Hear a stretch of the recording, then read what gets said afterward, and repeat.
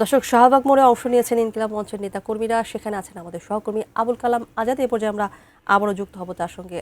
আজাদ, আগের সংবাদে আপনি আমাদের সাথে যুক্ত হয়েছিলেন, জানাচ্ছিলেন কিছুক্ষণ পর পর কিন্তু ধাওয়া পাল্টা ধাওয়ার ঘটনা ঘটছিল, মানে উত্তাল ছিল সেখানকার অবস্থা। এখন কি নতুন কোনো ঘটনার খবর আপনার কাছে এসেছে কিনা আমাদের একটু বিস্তারিত জানাবেন। আইনশৃঙ্খলা বাহিনীর 7:30 থেকে 9:45 পর্যন্ত, সোয়া 1 ঘন্টা পর্যন্ত ধাওয়া পাল্টা ধাওয়া এবং টিয়ার শেল বা সাউন্ড গ্রেনেড এই ধরনের ঘটনাগুলো ছোড়ার ঘটনাগুলো ঘটে এবং অতর্কিতই বলা যায়, কারণ বিকেলে এক দফা যখন এরকম ঘটনা ঘটে ওঠে ইন্টারকন্টিনেন্টালের পাশের সড়কটিতে, তারপরে দীর্ঘ সময়ে মোটামুটি পরিস্থিতি থমথমে ছিল।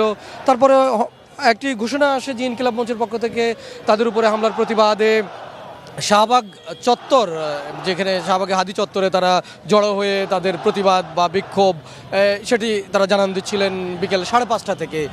তার পরবর্তীতে 2 ঘন্টা পরেই আইনশৃঙ্খলা বাহিনীর সদস্যরা সাউন্ড গ্রেনেড ছোড়া শুরু করেন। এরপরেই ছত্রভঙ্গ হয়ে যায় এখানকার পরিস্থিতি।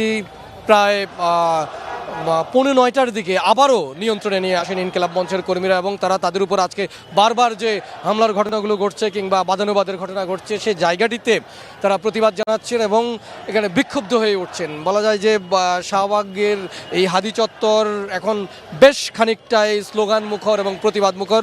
তারা শুধু শরীফ ওসমান হাদি হত্যার তদন্ত কাজ জাতিসংঘের কাছেই নয়, আজকে বারবার এই ঘটনাগুলো কেন ঘটছে তাদের সঙ্গে আইনশৃঙ্খলা বাহিনীর হামলা কিংবা বাদানুবাদের ঘটনাগুলো, সেই বিষয়গুলো নিয়ে খুবই উদ্বেগ এবং শঙ্কার মধ্যে পড়েছেন। তাই এখনকার মতো এই ছিল আমার কাছে সবশেষ।